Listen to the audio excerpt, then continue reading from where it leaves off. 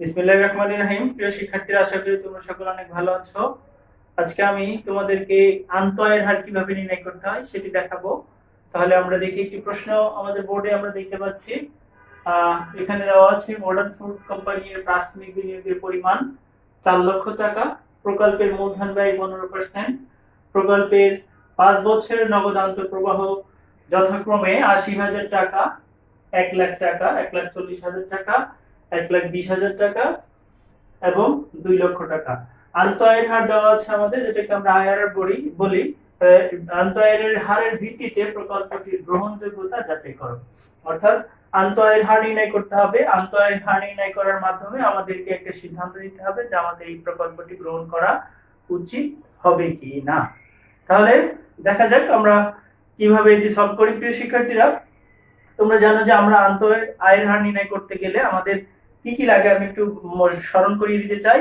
1 নম্বর হচ্ছে আমাদের দুটি মূলধন ব্যয় লাগে। কয়টি মূলধন ব্যয় লাগে? দুইটি। একটি আমাদের দেওয়া আছে কত? 15%। আচ্ছা, আর আমাদের কি লাগে? দুটি এনপিভি লাগে। একটি এনপিভি হচ্ছে পজিটিভ হতে হবে, অর্থাৎ তোমার হচ্ছে ধনাত্মক হতে হবে, আর একটি হচ্ছে নেগেটিভ হতে হবে বা ঋণাত্মক হতে হবে। তাহলে আমাদের কিন্তু এনপিভি নাই, এনপিভি নির্ণয় করে নিতে হবে। ওকে প্রিয় শিক্ষার্থীরা, তাহলে আমরা সমাধান করি। কিভাবে আমরা অঙ্কটি সলভ করব দেখি আমরা। তাহলে প্রথম কাজ হচ্ছে আমাদের, একটু খেয়াল করো, এখানে কি দেওয়া আছে আমাদের? নগদ আন্তঃপ্রবাহ।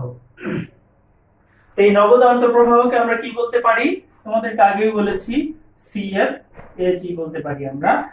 তো তোমাদের বইয়ে অবশ্যই অনেক অনেক বইয়ে লিখে শুধু সিএফ, সেটাও লেখা যেতে পারে। কোনো বইয়ে এনসিবি লিখতে পারে, তাতে কোনো সমস্যা নাই। তুমি যে কোনো একটি ব্যবহার করলেই তোমার অঙ্ক হবে, কেউ মার্কস কাটতে পারবে না।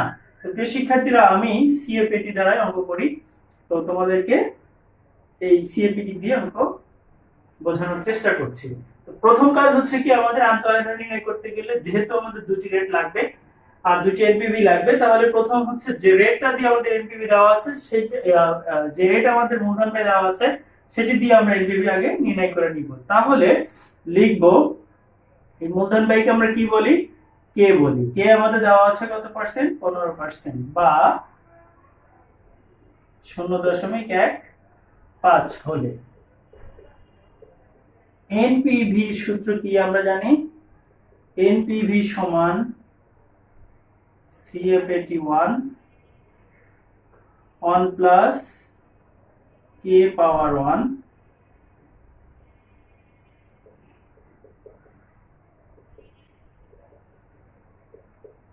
CF82 1 plus k power 2 CF83 1 plus k power 3 plus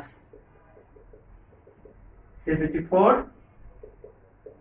1 plus k power 4 CF85 1 plus k power 5 minus NCO। আমরা এখানে কেন পঞ্চম 5টি বছর লিখেছি? কারণ আমার তোমার হচ্ছে এই যে নগদ আন্তঃপ্রবাহ দেখো 5টি দেওয়া আছে, 1 2 3 4 5, সো আমাদেরকে 5টি লিখতে হবে। আচ্ছা, এবার আমরা মানগুলা বসাবো। তাহলে আমাদের CF81 হচ্ছে আমাদের প্রথমটা কত? 80,000, আর কে এর মান আমরা কত পেয়ে দেওয়া আছে? আমাদের দেওয়া ছিল 15% বা 0.15 পাওয়ার 1 লাখ ছিল আমাদের দ্বিতীয় বছরের সিএফএটি, আর 2 1,40,000 ছিল তৃতীয় বছরের,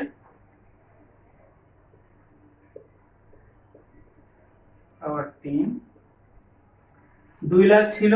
আমরা কি 80,000, 1 লাখ, 1,40,000, এরপর হচ্ছে 1,20,000, 1,20,000 প্লাস 0.15 পাওয়ার 4, তারপরে ছিল হচ্ছে 2 লক্ষ,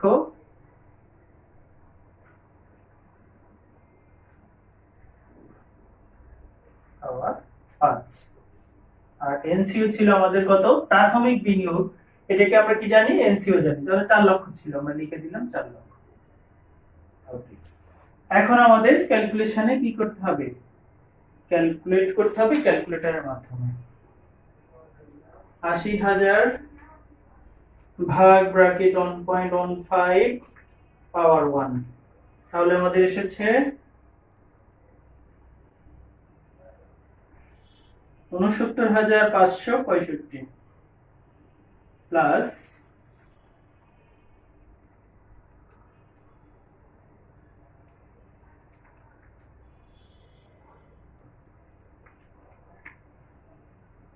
তারপর হচ্ছে আমাদের 1 লক্ষ ভাগ ব্র্যাকেট 1 প্লাস 0.15 পাওয়ার 2, এটা এসেছে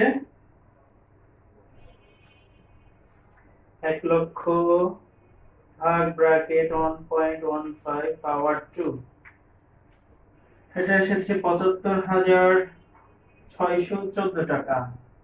তারপর 1,40,000,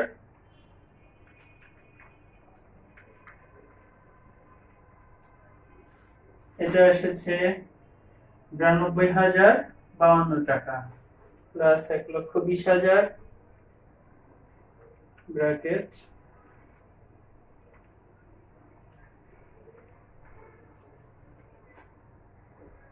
68,610 টাকা। আর 2 লক্ষ এটা আসে আমাদের কত দেখি আমরা, এটা আসে আমাদের 99,435 টাকা বিয়োগ 4 লক্ষ। এবার আমরা এগুলো যোগ করব, 4 লক্ষ বিয়োগ করব, একবারই করে ফেলবো।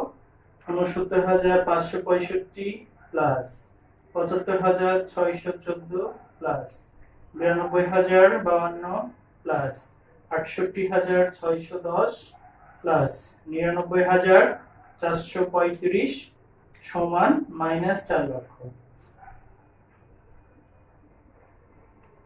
তাহলে আমাদের এসেছে 5,276 টাকা। এটা কিন্তু পজিটিভ এসেছে, এটা কি এসেছে, ধনাত্মক মান এসেছে। তাহলে আমাদের এখন কি করতে হবে, তাহলে আমরা দেখতে পাচ্ছি আমাদের রেজাল্টটি কেমন এসেছে, পজিটিভ এসেছে বা ধনাত্মক মান এসেছে, তাই না? যখন আমাদের মূলধন ব্যয় 15% বা 0.15 তখন আমাদের রেজাল্ট এসেছে কেমন, 5,276 পজিটিভ এসেছে। আমি একটু এখানে লিখে রাখতে চাই, আমাদের প্রথমটার এনপিভি এসেছে কত, 5,276। এখন প্রিয় শিক্ষার্থীরা, আমি এর আগে তোমাদেরকে বলেছি যে আমাদের যদি যে রেটটা দেওয়া থাকবে সেই রেটটা দিয়ে যদি আমরা দেখি যে আমাদের মানটা পজিটিভ এসেছে বা এটা মানে প্লাস চিহ্ন আকারে এসেছে, ধনাত্মক এসেছে, তাহলে এই রেটটাকে বাড়াতে হবে। এখন এখানে বিভিন্ন স্টুডেন্ট বিভিন্ন ধরনের ধরতে পারে, তো সেই জন্য এক একজনের এক এক রকম প্রশ্ন। স্যার আমি 15% আছে, কত ধরবো? এটা একটা নির্দিষ্ট মান থাকা উচিত, অনেক প্রশ্ন। তো তোমাদের জন্য আমি যেটা বলি সেটা হচ্ছে সাধারণত আমরা অনেকে আবার কনফিউশনে হয়ে যায় যে কত ধরবো, 5 বাড়াবো না কমাবো, কি করব।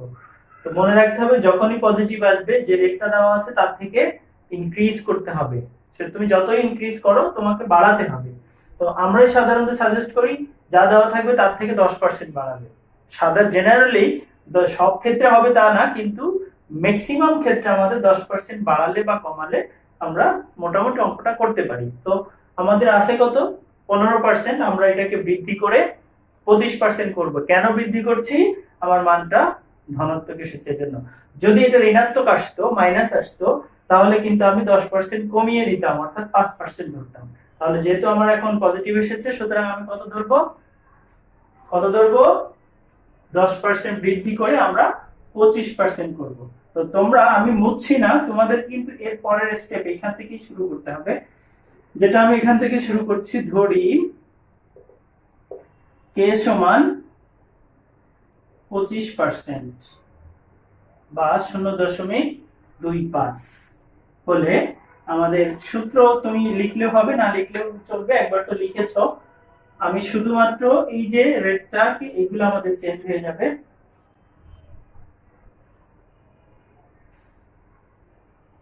আর কি চেঞ্জ হবে আমার, এই যে 25 হবে, এটা জাস্ট শুধু এখানে কি হবে, আমি 25 লিখবো, তাই না? 25, 25 তো বলা যাবে না, 25.25। ওকে, এখন আমাদের ক্যালকুলেশন করতে হবে। ক্যালকুলেশন আমরা স্টার্ট করি, এটা তোমরা পারো। 80,000 ভাগ ব্র্যাকেট 1.25 পাওয়ার 1, তাহলে এটা এসেছে আমাদের 64,000 টাকা, প্লাস 1 লক্ষ ভাগ 1.25, তাহলে পাওয়ার 2 64,000, এটাও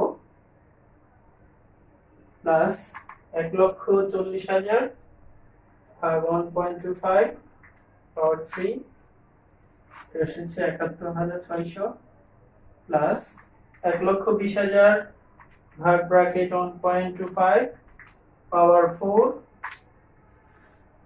এটা এসেছে 49,152, প্লাস 2 লক্ষ ভাগ ব্র্যাকেট 1.25 পাওয়ার 5 ইকুয়াল, এটা এসেছে 65,536 মাইনাস 4 লক্ষ। এখন আমরা এগুলো যোগ করে 4 লক্ষ মাইনাস করে দিব। 64,000 প্লাস 64,000 প্লাস 71,600 প্লাস 49,152 প্লাস 65,536 সমান দিলাম, আমাদের এসেছে 3,14,228। এখান থেকে আমি 4 লক্ষ মাইনাস করে দিব,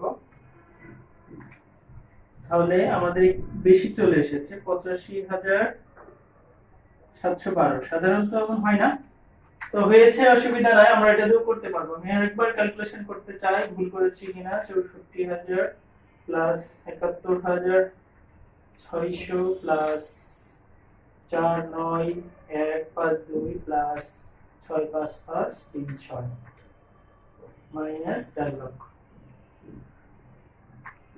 85,712 টাকা আমাদের কি এসেছে, ধনাত্মক এসেছে, এই দুঃখিত, ঋণাত্মক এসেছে।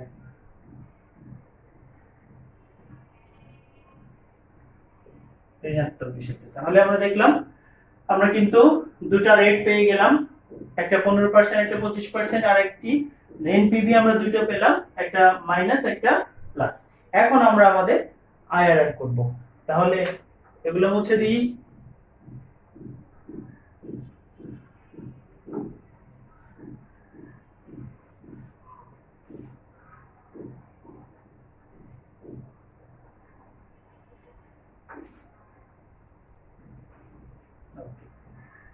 আমরা এখন নির্ণয় করব আন্তঃআয়ের হার। তাহলে আমরা জানো তো তোমরা, নাকি শুধু স্যার জানে? আমরা জানি, ওকে, এখনই জেনে যাবো আমরা সবাই। আমি সংক্ষেপে আইআরআর লিখলাম। আইআরআর মানে হচ্ছে আন্তঃআয়ের হার। এটা সূত্র বইয়ে একরকম দেওয়া আছে, এই সূত্রটি ইউজ করা যায়, a প্লাস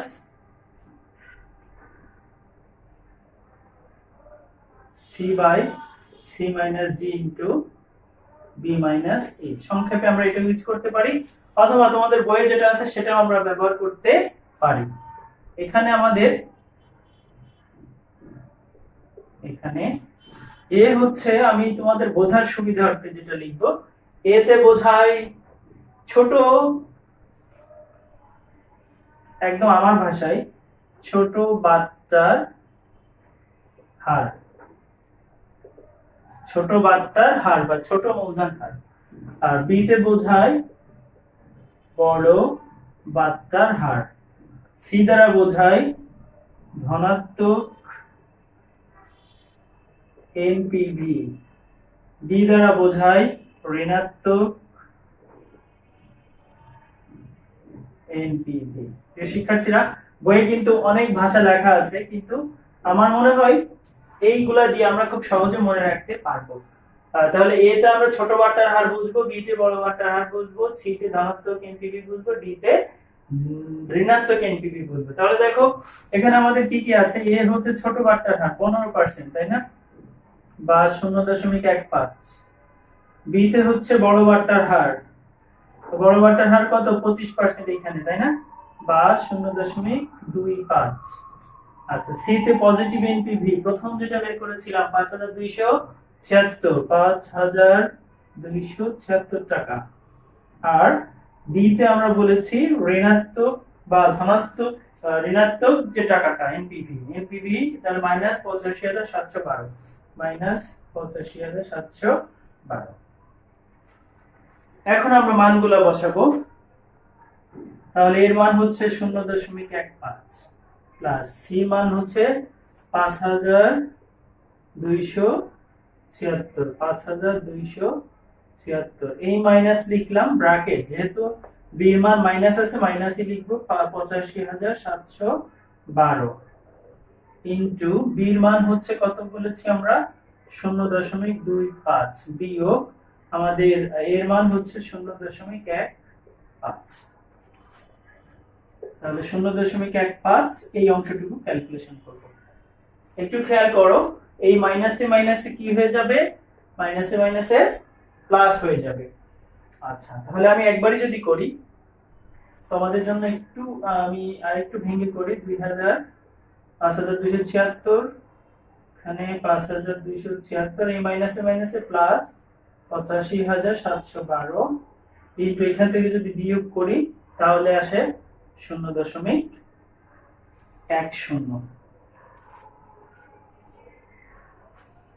এখন আমি এগুলো মুছে দিতে পারি। ক্যালকুলেশন এখন করব আমি, এটা 0.15 রেখে দিলাম, এই অংশটুকু ক্যালকুলেশন করব আমরা আগে। 5276 ভাগ, এটা আমি একবারই করব তাই না, তার ব্র্যাকেট দিয়ে করব, ব্র্যাকেট 5276 প্লাস 85712 ব্র্যাকেট ক্লোজ সমান চিহ্ন দিলাম। যা এসেছে তার সাথে আমি একবারে যদি 0.1 গুণ করে দিই তাহলে যে রেজাল্টটা এসেছে, একটু খেয়াল করো আমাদের ক্যালকুলেটরে, তোমরা একটু দেখতে পাচ্ছ কিনা একটু দেখো, যে আমাদের 5 দশমিক আমি লিখে দিচ্ছি, 5.798 5 6 এরকম অনেক সংখ্যা দিয়ে এর পাওয়ারে 0-03 লেখা আছে। এটাকে আমরা নামাতে হলে তুমি ইএনজি একটা বাটন আছে, ইএনজি, ওটা প্রেস করবে, শিফট প্রেস করবে, ইএনজি প্রেস করবে, যতক্ষণ পর্যন্ত না আসে তাহলে নেমে যাবে। আর এটার অর্থ হচ্ছে আমাদের এরকম 0.0050057 লিখে দিলাম। এরপর এটা যোগ করবো আমরা, তো 0.15.005.799, তাহলে এটা আমাদের এসেছে 0.1558, বা এটাকে আমরা 100 দ্বারা গুণ করে আমাদের কি করতে হবে, দশমিক পার্সেন্ট আকারে প্রকাশ করতে হবে। এটা এসেছে আমাদের 15.58%। প্রিয় শিক্ষার্থীরা, তাহলে আমরা আন্তঃয়ের হার দেখলাম, কত এসেছে আমাদের, আন্তঃয়ের হার এসেছে 15.58%। আমাদের কিন্তু গ্রহণযোগ্যতা যাচাই করতে বলেছে যে এই প্রকল্পটি গ্রহণ করা উচিত হবে কিনা। দেখো এখানে কিন্তু ম্যানেজার কত, একজন ব্যবস্থাপক কত পার্সেন্ট তাদের প্রত্যাশিত আয়ের হার, সেগুলো কিছু বলা নাই। যদি এরকম কিছু বলা না থাকে তাহলে দেখতে হবে আমার মূলধন ব্যয় কত, 15%। দেখো এই প্রকল্পের ব্যয়, যদি প্রকল্পে তারা ইনভেস্ট করে তাদের ব্যয় হবে 15%, মানে তোমার খরচই হচ্ছে কত, 15%। আর তুমি আয়ের হার মানে কি, তোমার আয়ের হার কত, 15.58, তাহলে ব্যয়ের থেকে তোমার 0.5% কি হয়, বেশি হয়, তাই না? তো যদি তোমার আয় একটু বেশি হয় তাহলে সে প্রকল্পটি গ্রহণ করা যায়। এই শিক্ষার্থীরা, তাহলে আমরা মন্তব্য দিতে পারি বা সিদ্ধান্ত দিতে পারি এই প্রকল্পটি গ্রহণ করা উচিত, গ্রহণ করা উচিত, কারণ এটির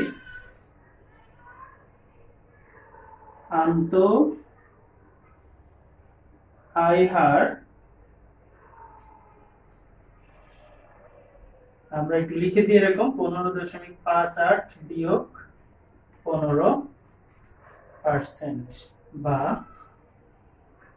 0.58% মূলধন ব্যয়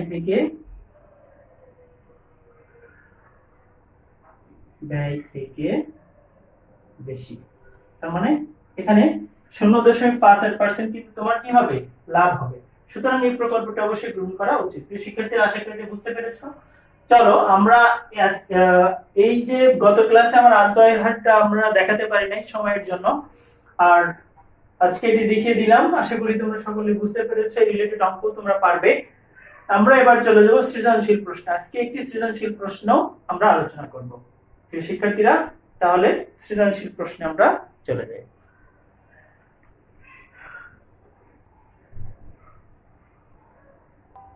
প্রিয় শিক্ষার্থীরা, তাহলে আমরা একটি অঙ্ক দেখতে পাচ্ছি যেটি ঢাকা বোর্ডে 2016 সালে এসেছিল। বলা হচ্ছে সাগর একটি মেশিন 1 লক্ষ টাকা দিয়ে ক্রয় করেন। 1 লক্ষ টাকা দিয়ে ক্রয় করেন, যার আয়ুষ্কাল 5 বছর, কর হার 40%। উক্ত বিনিয়োগ হতে আগামী 5 বছর কর পূর্ব মুনাফা হবে, কর পূর্ব নগদ আন্তঃপ্রবাহ হবে যথাক্রমে 40,000 টাকা, 50,000 টাকা, 40,000 টাকা, 45 এবং লাস্ট আবার 40,000 টাকা। 45,000 টাকা এবং 40,000 টাকা। আমাদের কত বলা হচ্ছে মূলধন রেশনিং বা নিয়ন্ত্রণ কি? রেশনিং এর বাংলা হচ্ছে নিয়ন্ত্রণ কি। তারপর কত বলা হচ্ছে নির্বর্তমান মূল্য আন্তঃআয়ের হার পদ্ধতির মধ্যে কোনটি সবচেয়ে উত্তম, ব্যাখ্যা করো। 2 নম্বর বলছে গতে বলা হচ্ছে উদ্দীপকে বর্ণিত প্রকল্পের গড় মুনাফার হার এআরআর নির্ণয় করো। ঘতে বলা হচ্ছে জনাব সাগরের জন্য এনপিভি এর ভিত্তিতে প্রকল্পটিতে বিনিয়োগ করা যুক্তিযুক্ত কিনা বিশ্লেষণ করো। তাহলে প্রথমেই আমরা দেখতে পাচ্ছি ক নাম্বার উত্তর আমি লিখে দিয়েছি। যে শিক্ষার্থীরা এই সংজ্ঞাটি সব জায়গায় ভালোভাবে পাবে না, সুতরাং এখান থেকে তোমাদেরকে লিখে নিতে হবে। এখানে আমাদের যেহেতু ক নাম্বারে বলা হচ্ছে কি মূলধন রেশনিং বা নিয়ন্ত্রণ কি, একটু খেয়াল করো আগে। যেটা মূলধন রেশনিং হচ্ছে তোমার যদি অনেক প্রচুর পরিমাণে অর্থ থাকে, সেক্ষেত্রে মূলধন রেশনিং এর ব্যাপারটা তেমন আসে না। কারণ যত তোমার অনেকগুলো প্রকল্প আছে, তুমি সবগুলো যদি প্রকল্প অর্থ বিনিয়োগ করার মতো অর্থ তোমার থাকে তাহলে ওকে। কিন্তু আসলে আমাদের মূলধন যেহেতু সীমিত, আমাদের সম্পদ যেহেতু সীমিত, আমরা চাইলেই সব প্রকল্পে অর্থ বিনিয়োগ করতে পারি না। মনে করো এ একটি প্রকল্প, বি একটি প্রকল্প, সি একটি প্রকল্প, এই 3টি প্রকল্পে তুমি অর্থ বিনিয়োগ করবে, কিন্তু তোমার কাছে টাকা আছে ধরো 1 লক্ষ টাকা। এই 1 লক্ষ টাকা তুমি চাইলেই 3টি প্রকল্পে বিনিয়োগ করতে পারবে না, যে কোনো একটি প্রকল্পে তোমাকে বিনিয়োগ করতে হবে। কারণ প্রতিটি প্রকল্পেই তোমাকে 1 লক্ষ টাকা বিনিয়োগ করতে হবে যদি তুমি বিনিয়োগ করো। তাহলে তোমাকে কি করতে হবে, যেহেতু তোমার কাছে আছে 1 লক্ষ টাকা আর প্রতিটি প্রকল্পেই তোমাকে 1 লক্ষ টাকা করে বিনিয়োগ করতে হবে, সুতরাং তুমি চাইলেই 2টি প্রকল্পে বিনিয়োগ করতে পারছো না বা 3টিতেও বিনিয়োগ করতে পারছো না। তোমাকে অবশ্যই কি করতে হবে, একটিতে বিনিয়োগ করতে হবে। এখন এই প্রকল্পের অ্যানালাইসিস করে দেখলা বিগত বছরের তথ্যগুলা, দেখলা যে এখানে যদি বিনিয়োগ করি তাহলে আমার লাভ হবে। সাপোজ ধরো 30,000 টাকা আমার এনপিভি নেট প্রেজেন্ট ভ্যালু হবে বা লাভ হবে, ধরে নাও লাভ হবে 30,000 টাকা। এখানে তোমার হচ্ছে 20,000 টাকা লাভ হবে, এখানে 10,000 টাকা লাভ হবে। এখন বলো তুমি তাহলে কোন প্রকল্পে অর্থ বিনিয়োগ করবে? তুমি অবশ্যই, যেহেতু আমার এই প্রকল্পে টাকা অর্থের মানে লাভ বেশি, অবশ্যই আমি তুমি কি করবে, এই প্রকল্পে অর্থ বিনিয়োগ করবে। আমি হলে তাই করতাম। এখন তোমরা হলে কি করবে তোমরাই জানো। তো অবশ্যই আমার স্টুডেন্ট হলে 30,000 টাকা যেখানে লাভ বেশি সেখানে বিনিয়োগ করতে হবে। তো এটা এই 30,000 টাকা আমরা বিনিয়োগ, যেহেতু আমাদের লাভ আসছে, তাহলে আমরা আমার 1 লক্ষ টাকা আমাদের কোথায় বিনিয়োগ করবো, আমরা এই প্রকল্পে বিনিয়োগ করবো। দেখো বাকি 2টা প্রকল্প কিন্তু লাভজনক ছিল, এর কিন্তু লস ছিল না, তারপরেও দুইটিকে কি করতে হচ্ছে, রিজেক্ট করতে হচ্ছে। তো আমরা সব থেকে বেশি লাভজনক প্রকল্পে অর্থ বিনিয়োগ করছি। এই যে সব থেকে বেশি লাভজনক প্রকল্পে অর্থ বিনিয়োগ করাকেই বলা হচ্ছে মূলধন রেশনিং। তো আমরা লিখেছি মূলধনের সীমাবদ্ধতার কারণে একাধিক লাভজনক প্রকল্প থেকে সবচেয়ে বেশি লাভজনক প্রকল্পে অর্থ বিনিয়োগ করাকেই মূলধন রেশনিং বা নিয়ন্ত্রণ বলে। আশা করি ব্যাপারটি একদম ক্লিয়ার হয়েছে। এবার আমরা চলে যাব খ নাম্বার প্রশ্নে। প্রিয় শিক্ষার্থীরা, এখানে এই 2টি প্রশ্ন কিন্তু খুবই গুরুত্বপূর্ণ, এটি অনেকবার এসে থাকে এবং তোমার আজীবনের জন্য এটি লাগবে। এখানে খ নম্বর বলা হচ্ছে নিট বর্তমান মূল্য আন্তঃআয়ের হার পদ্ধতির মধ্যে কোনটি সবথেকে উত্তম, ব্যাখ্যা করো। অ্যাকচুয়ালি এক বাক্যে এরকম বলা যাবে না যে নিট বর্তমান মূল্য আন্তঃআয়ের হারের মধ্যে কোনটি সবচেয়ে উত্তম। এটা যদি বলতে হয় তাহলে একটু আরো কিছু বিষয় জানতে হবে। এখানে কয়েকটি পদ্ধতি আছে একটা হচ্ছে তাত্ত্বিক পদ্ধতি আর একটা হচ্ছে ব্যবহারিক পদ্ধতি। আমি এটা মুছে দিই, আশা করি তোমরা এটা তুলে নিয়েছো।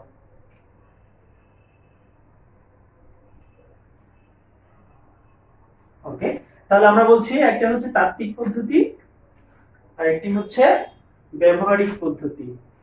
খ নম্বর প্রশ্ন কিন্তু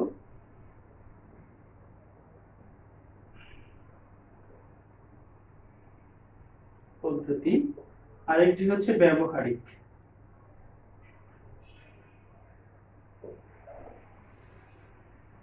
এই পদ্ধতি উপর ডিপেন্ড করে আমরা আমাদের বলতে হবে নিট বর্তমান মূল্য আন্তঃআয়ের হার পদ্ধতির মধ্যে কোনটি সবচেয়ে উত্তম। আচ্ছা, তো এখানে ব্যাপারটা হচ্ছে আমাদের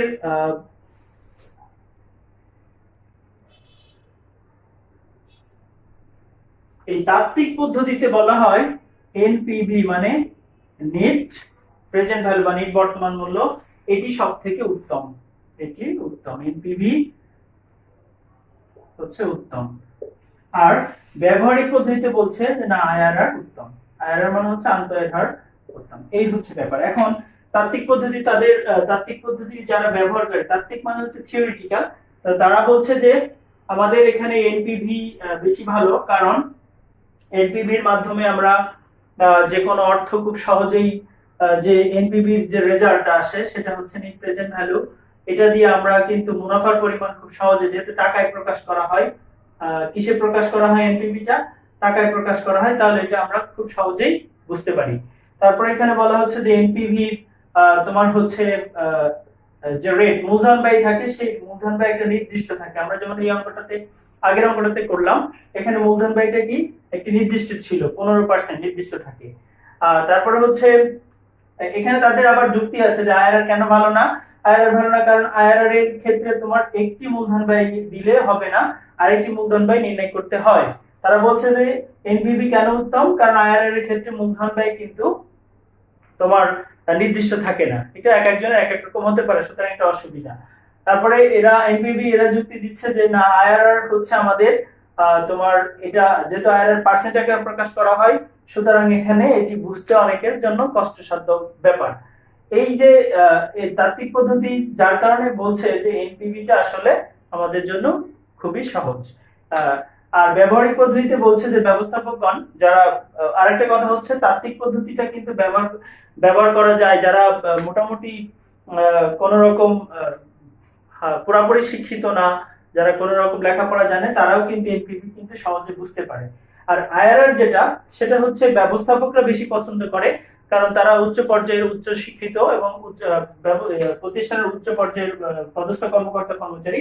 তারা বলে যে আইআরআর যেহেতু এর রেজাল্টটা পার্সেন্টেজে প্রকাশ করা যায়, তাহলে আমরা খুব সহজেই এটার ফলাফলটা আমরা বুঝতে পারি। তারপরে হচ্ছে আইআরআর এর মাধ্যমে এটা অনেক ব্যবসায়ীরা পছন্দ করে, বিভিন্ন ধরনের তথ্য তারা দিয়েছে। তো প্রিয় শিক্ষার্থীরা, এই সকল তথ্যগুলো আলোচনা করার পরে আমরা কিন্তু ফাইনালি যে রেজাল্টটা বলতে পারি যে আসলে সকল যুক্তি তর্কের ঊর্ধ্বে থেকেও এনপিভি সবথেকে উত্তম, এনপিভি সবচেয়ে উত্তম। আমি আরো আলোচনা করা যেতে পারতো, কিন্তু সময়ের অভাবে ডিটেইলস আলোচনা করছি না। তোমরা এইটা নিয়ে আরো পড়তে হবে তোমাদেরকে, এটি যেহেতু ব্যাখ্যামূলক প্রশ্ন 2 মার্কের জন্য, তোমাদেরকে আরো ভালো পড়তে হবে। তবে সর্বশেষ এই দুইটা পদ্ধতিতে আলোচনা করে আমাদের লাস্টে লিখতে হবে এনপিভি সবথেকে উত্তম বা নেট বর্তমান মূল্য সবথেকে কি উত্তম।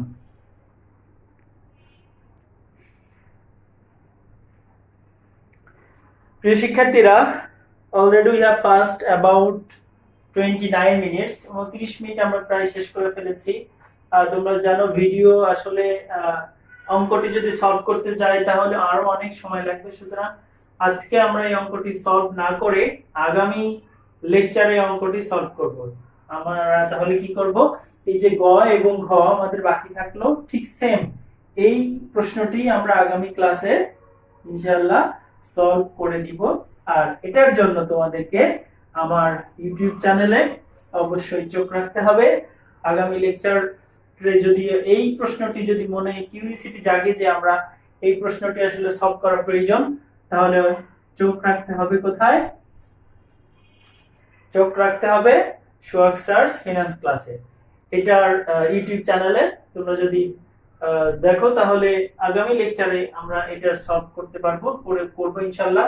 তো প্রিয় শিক্ষার্থীরা, আগামী লেকচার নিয়ে তোমাদের সামনে যতক্ষণ না আসি ততক্ষণে তোমরা সকলেই ভালো থাকো, সুস্থ থাকো, নিরাপদে থাকো, হাসি আনন্দ এবং লেখাপড়ার মধ্যে থাকো, এই আশা রেখেই আজকে শেষ করছি। আল্লাহ হাফিজ।